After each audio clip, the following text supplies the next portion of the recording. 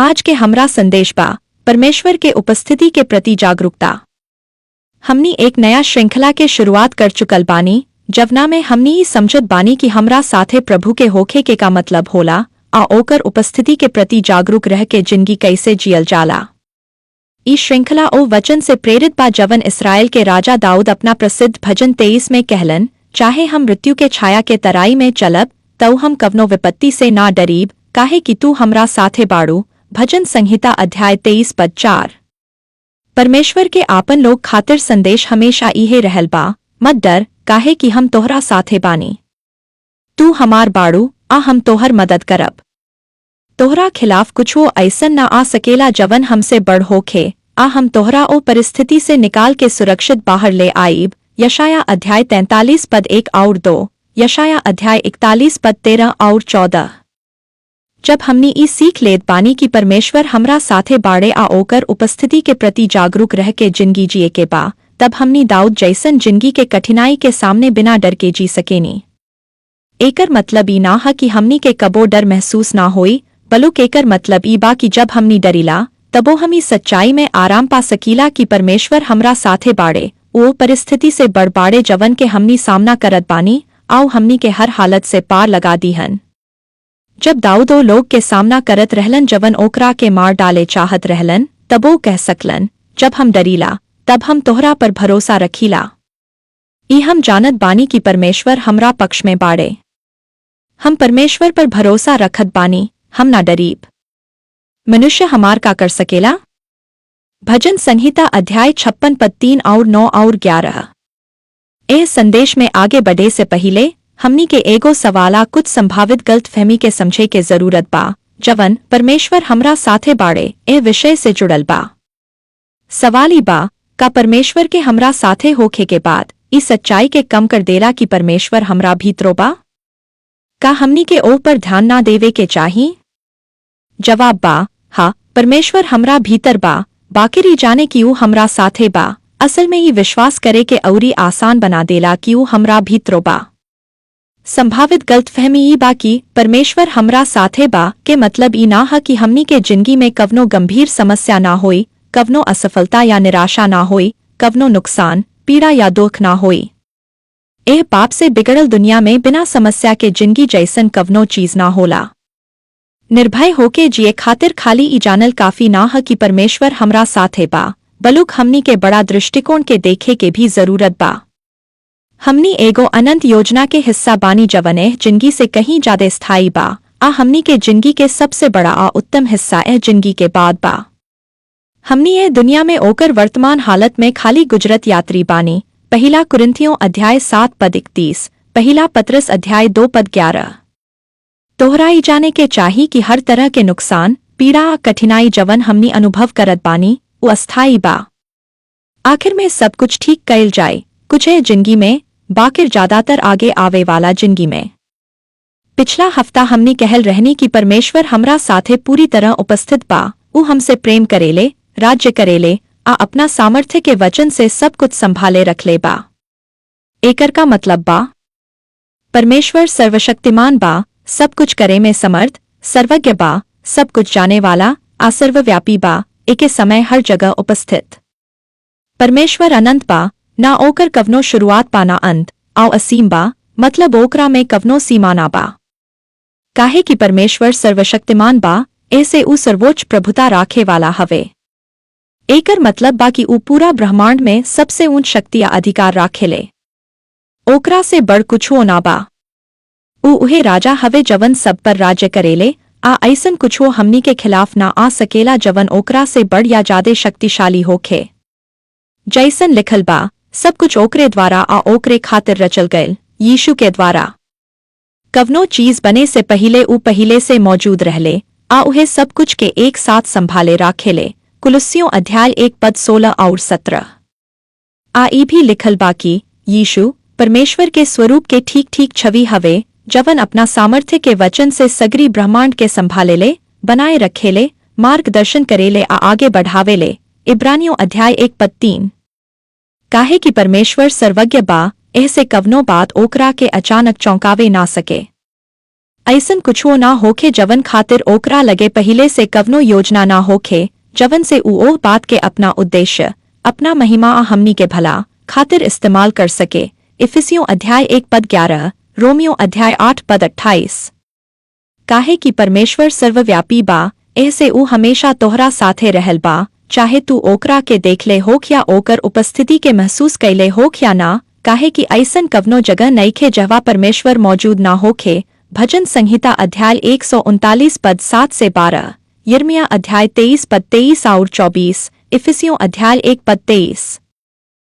काहे कि परमेश्वर के कवनो सीमा नइखे, ऊ हमनी में से हर एक के साथे पूरा तरह से मौजूद बा, जैसे हमनी ही दुनिया में अकेले आदमी होखी। परमेश्वर अतितत्व हवे, मतलब संसार के अस्तित्व से परे, ओकरा से ऊपर आ ओकरा से पहिले, बाकिर ऊ नजदीक भी हवे, हमनी के बिल्कुल लगे। हमनी अक्सर परमेश्वर के स्वर्ग में सोचले, आ उस सच में स्वर्ग में बा, बाकिर ऊ एही घड़ी हमनी के साथे भी बा। परमेश्वर के स्वर्ग में होखे के बाद ओकर महानता के देखावेला, आई सच्चाई बतावेला कि ऊ अकेले परमेश्वर हवे आ सबसे ऊपर हवे। व्यवस्था विवरण अध्याय 4 पद 39, यहोशू अध्याय 2 पद 11, दूसरा इतिहास अध्याय 20 पद 6। परमेश्वर खाली हमनी के साथे मौजूद होके सर्वोच्च शक्ति के रूप में राज्य ही ना करेले, बल्कि ऊ हमसे प्रेम करत राज्य भी करेले। परमेश्वर कवनो ऐसन काम ना कर सकेला जवन प्रेम से अलग होखे, काहे कि ऊ खुदे प्रेम हवे। पहिला यूहन्ना अध्याय 4 पद 8। ऊ हमेशा तोहरा साथे बा, काहे कि ऊ सर्वव्यापी बा। ऊ हमेशा तोहरा मदद करे खातिर तोहरा साथे बा, काहे कि ऊ तोहरा से प्रेम करेले। परमेश्वर ओ सब प्राणी से प्रेम करेले जवन ऊ खुद बनवले बा, आ ओह लोग के सबसे बढ़िया भला चाहेले। सर्वशक्तिमान परमेश्वर संबंध रखे वाला हवे। ऊ मनुष्य के अपना साथे संबंध खातिर बनवले। जब परमेश्वर आदम के बनवले, तब ऊ एक बेटा बनवले आ आदम में बेटन के एक जाति बनवले। परमेश्वर तोहरा के अस्तित्व में ऐसे लवले कि ऊ तोहरा के प्रेम के उद्देश्य खातिर चाहेले, एक प्रेम से भरल संबंध खातिर। उत्पत्ति अध्याय 1 पद 26 और 27, लूका अध्याय 3 पद 38, इफिसियों अध्याय 1 पद 4 और 5। परमेश्वर मनुष्य के अपना जैसन बनवले, जितना एक श्रेष्ठ प्राणी अपना सृष्टिकर्ता जैसन हो सकेला, ताकि आपसी संबंध संभव हो सके। जैसन लिखल बा, एह तरह परमेश्वर मनुष्य के अपना ही छवि में बनवले, ऊ उनका के अपना स्वरूप के अनुसार बनवले, नरा नारी के रूप में ऊ उनका के रचले। उत्पत्ति अध्याय 1 पद 27। हमनी बाइबल के शुरुआत से लेके अंत तक ओ संबंध के झलक देखिले जवन परमेश्वर हमनी के साथे राखे चाहत बाड़े। पुरान नियम में अब्राहम के परमेश्वर के मित्र कहल गयल। दूसरा इतिहास अध्याय 20 पद 7 हमनी के बतावल गयल बा कि यहोवा मूसा से आमने सामने बात करत रहले, जैसे कवनो आदमी अपना दोस्त से बात करे। निर्गमन अध्याय 33 पद 11। नया नियम में यीशु मर्दा औरतन से कहलन कि ऊ परमेश्वर लगे अपना पिता के रूप में जाए, आ ऊ ई भी कहलन कि अगर तू लोग हमार आज्ञा मानेब तो तू लोग हमार मित्र बाड़। मत्ती अध्याय 6 पद 9 से 13, मत्ती अध्याय 6 पद 25 और 26, यूहन्ना अध्याय 15 पद 14। परमेश्वर हमनी के ये तरीका से बनवले बाड़े कि हम उहा के अपना प्रभु आ मालिक के रूप में भी जान सकिया, अपना पिता आ मित्र के रूप में भी। दोनों संबंध बहुत जरूरी बा, आ दोनों के विकसित कैल जरूरी बा। तू कवनो व्यक्ति के साथ संबंध ए तरीका से बढ़ावेल कि तू ओकरा के जाने लगेल आ ओकरा साथे समय बितावेल। जैसन जैसन तू कवनो के संबंध के स्तर पर जाने लगेल, ओइसने ओइसने तू ओकरा प्रति एगो जागरूकता विकसित करेल। तोहर जिंदगी में ओकर जगह का बा आ तोहर जिंदगी पर ओकर असर का बा, यह बात के समझ बढ़े लागेला। दाऊद परमेश्वर के अपना साथ होखे के जागरूकता के साथे जिंदगी जेलन। ई कवनो अलौकिक अनुभव या ऐसन प्रकट घटना ना रहल जवन ऊ देख या महसूस कर सकत रहलन। ई एगो ऐसन जागरूकता रहल जवन परमेश्वर के साथे समय बितावे, उहा के जाने, उहा के बारे में सोचे, उहा से आ उहा के बारे में बात करे से पैदा भइल। एह जागरूकता दाऊद के सोच आ व्यवहार के तरीका के बदल देलस। एह बारे में हमनी आगे अउरी समझब। बहुत कम मसीही ऐसन बाड़े जवन परमेश्वर के अपना साथ होखे के ओइसन जागरूकता के साथे जिंदगी जिएला जैसन दाऊद जेलन। एहिजा दूगो सवाल उठेला जवना के हमनी के समझे के जरूरत बा। हम परमेश्वर के हमरा साथ होखे के प्रति अनजान काहे रह जानी? हम परमेश्वर के हमरा साथ होखे के प्रति जागरूक कैसे बनी? पहला सवाल के एगो जवाबी बा कि हमनी अक्सर परमेश्वर के अपना से बहुत दूर समझ लेतानी, काहे कि ऊ स्वर्ग में बाड़े आ हमनी इहा धरती पर बानी। यही कारण से हमनी बार बार ई बात पर जोर देतानी कि परमेश्वर सर्वव्यापी बाड़े, मतलब ऊ एके समय हर जगह मौजूद बाड़े। तू कभू परमेश्वर के उपस्थिति से बाहर ना रहल, चाहे तू केहू होक या कुछ हो करत होक। एहमे ही बात भी जुड़ल बा कि हमनी परमेश्वर के ना देख सकेनी आ ना महसूस कर सकेनी, या फिर हम उहा के उपस्थिति के खाली भावनात्मक अनुभव से जोड़ देनी, जैसे रोंगटा खड़ा हो जाए या कवनो जोश भरा आराधना सभा हो जाए। तब जब ऐसन अनुभव ना होखे आ हमनी के अच्छा महसूस ना होखे, तब हमनी मान लेतानी कि परमेश्वर हमरा साथे ना बाड़े। ए से अलग हमनी में से बहुत लोग परमेश्वर के हमरा साथे उपस्थिति, उहा के हमरा में दिलचस्पी आ उहा के चिंता के बारे में संदेह रखेला, काहे कि हमनी अपना असफलता आ कमी के जानत बानी। यही कारण से हमनी बार बार ई बात पर ध्यान देतानी कि परमेश्वर के हौवे आ हमनी उहा के साथे अपना संबंध में का बानी। तू कभू परमेश्वर के सृष्टि होखे से बाहर ना जा सकेल। तू कभू ओ अस्तित्व से अलग ना हो सकेल जवन परमेश्वर के छवि में बनल बा। तू परमेश्वर के हौव, काहे कि उहा तोहरा के बनवले बाड़े आ यीशु के मृत्यु के द्वारा तोहरा के पाप से छुड़ा ले बाड़े। हाँ, हमनी पतित बानी। हाँ, तो हम पाप के दलदल में चल गयल बानी, अपना सृष्टिकर्ता से भटक गयल बानी, आ हमनी अपना बल से वापस आवे के सामर्थ्य खो देले बानी। बाकिर यीशु, जवन देहधारी परमेश्वर बाड़े, अपना खो गयल परिवार के खोजे आ बचावे खातिर अइले। यीशु के क्रूस पर मृत्यु के कारण हमनी छुटकारा पा सकीला, मतलब उहा पर विश्वास करके पाप के दोष आ ताकत से मुक्त हो सकीला, आ ओ संबंध में वापस लौट सकीला जवन खातिर हमनी के बनावल गयल रहे। हमनी ओ भ्रष्टता से शुद्ध कइल जा सकीला जवन हमनी के ओइसन जिंदगी जिए से रोकेला जैसन हमनी के बनावल गयल रहे। ए महत्वपूर्ण बात पर ध्यान द, ई बात कि हम परमेश्वर के हमरा साथ होखे के जागरूकता में ना जियत बानी, एकर मतलब ई ना ह कि हमार भीतर कुछ गलत बा या परमेश्वर में हमार विश्वास सच्चा ना हा। परमेश्वर अदृश्य बा, मतलब ऊ हमनी के शारीरिक इंद्रियन के पहुंच से बाहर बा। जब तक ऊ खुद के हमरा सामने दिखाई देवे वाला या छुए जा सके वाला रूप में प्रकट ना करे, या हमनी के आँख खोल के अदृश्य चीज देखे लायक ना बना दे, तब तक हमनी के ईमान के चले के पड़ी कि ऊ हमरा साथे बा। एही के नाम विश्वास बा, ओ पर भरोसा करे के जवन हमनी देख ना सकेनी। इब्रानियों अध्याय 11 पद 1, विश्वास ओ बात के प्रमाण है जवन हमनी अभी देख ना सकेनी। विश्वास ओ चीज के सच्चाई के रूप में मानेला जवन हमनी के इंद्रियन से प्रकट ना होखेला। पहला पत्रस अध्याय 1 पद 8, तू लोग यीशु से प्रेम कैल, जबकि तू लोग उनकरा के कबो देख ले ना रहल। आ अभियो जब तू लोग उनकरा के ना देखतार, तबो उनकरा पर भरोसा करतार, आए कारण तू लोग एगो महिमा से भरला अवर्णनीय आनंद से भर जाल। हमनी ये तरीका से बनल बानी कि हमनी स्वाभाविक रूप से ओह चीज के ओर खिंच जानी जवन हमनी देख सकीला आ महसूस कर सकीला।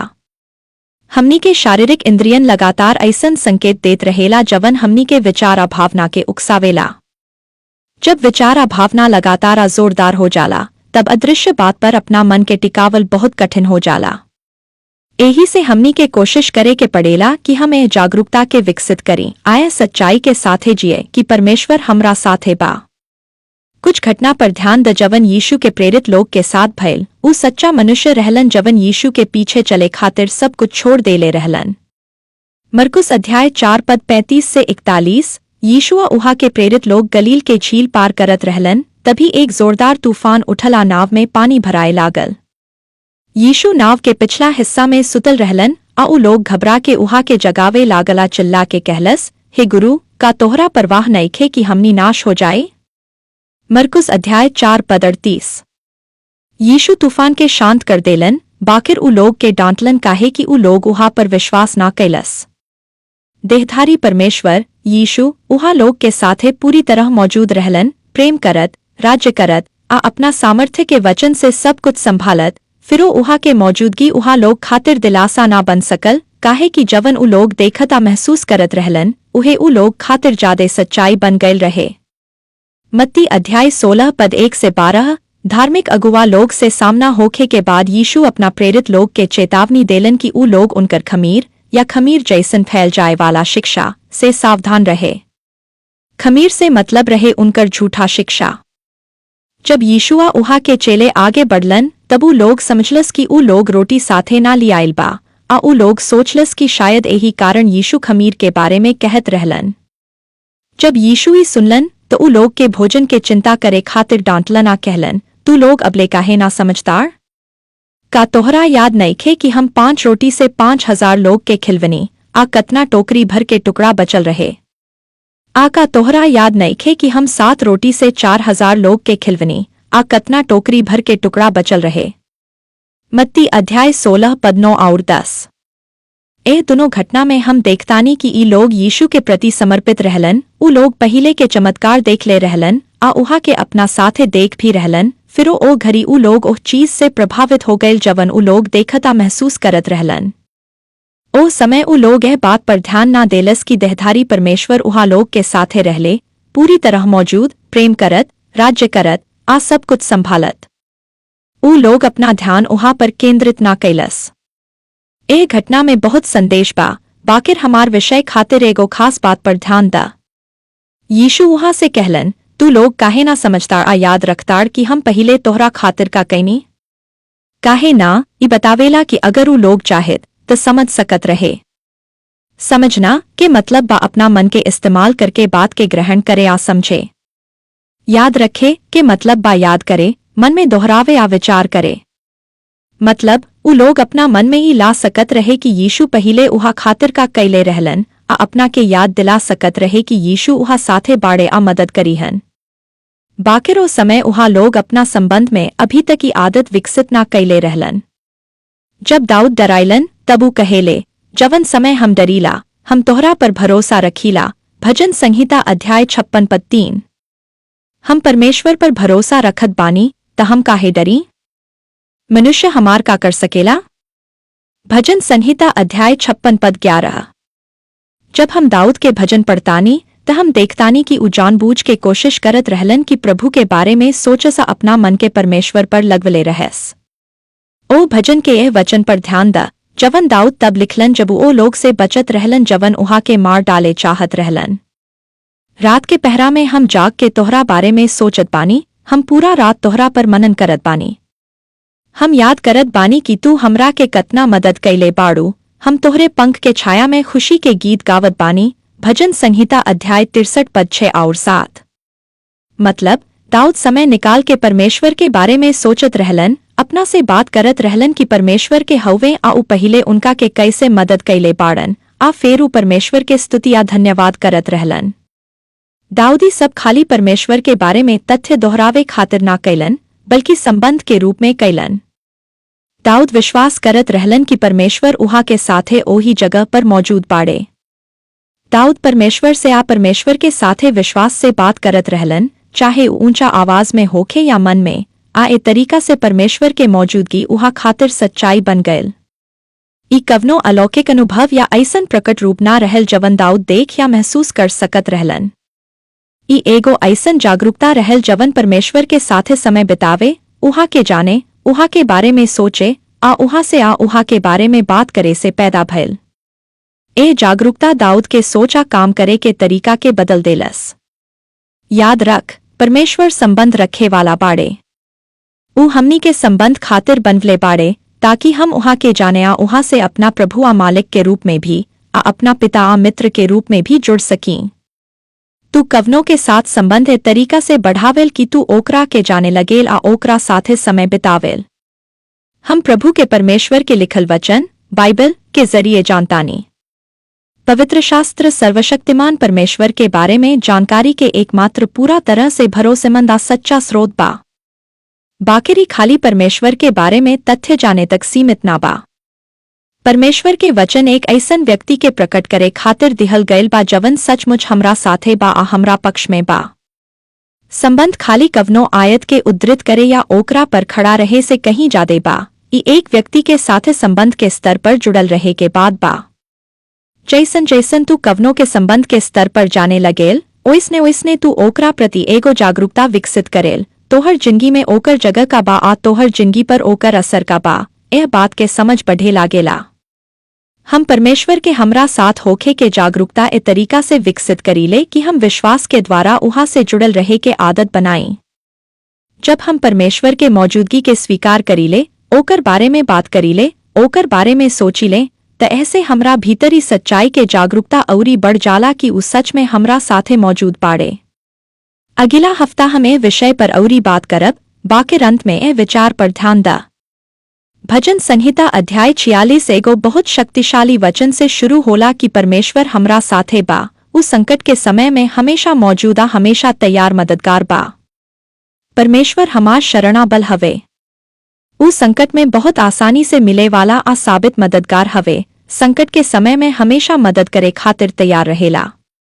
ऐसे हम ना डरें। भजन संहिता अध्याय 46 पद 1 और 2। ई भजन आगे चल के हर तरह के विपत्ति के वर्णन करेला जवन है पतिता टूटल दुनिया में हमनी पर आ सकेला आवेला। यही भजन में हमनी के एगो खास कुंजी मिलेला कि हम परमेश्वर के मौजूदगी के प्रति कैसे जागरूक बनी। शांत हो जा, आ जान ल कि हम ही परमेश्वर बानी। भजन संहिता अध्याय 46 पद 10। दूसर अनुवाद में ई ऐसन कहल गयल बा, चुप हो जा, आ जान कि हम परमेश्वर बानी। अपना कोशिश छोड़ दे, आ पहचान कि हम परमेश्वर बानी। शांत हो जा, आ सीख कि हम परमेश्वर बानी। कुछ देर ठहर जा, आ जान कि हम परमेश्वर बानी। का हो अगर तू रोज 5 मिनट निकाल के परमेश्वर के सामने शांत हो जा, आ जान बूझ के अपना ध्यान वहां पर लगाव, अपने आप से सोचता कहत, हे परमेश्वर, तू हमरा साथे बाड़ू, तू भला बाड़ू, आ तू महान बाड़ू। ए तरीका से तू विश्वास के द्वारा उहा पर ध्यान केंद्रित करत उहा के मौजूदगी के स्वीकार करताड़। आ फिर कुछ मिनट खातिर उहा के मौजूदगी में चुपचाप बैठ जा। उहा के हमनी से वादा बा कि हमनी जान जाइब कि ऊ परमेश्वर हवे, खाली जानकारी के रूप में ना, बल्कि ओ जागरूकता के रूप में जवन उहा के सामने ठहरला से आवेला। हमनी अगला हफ्ता फिर मिली। प्रभु रवा सबके आशीष देसो। आमीन।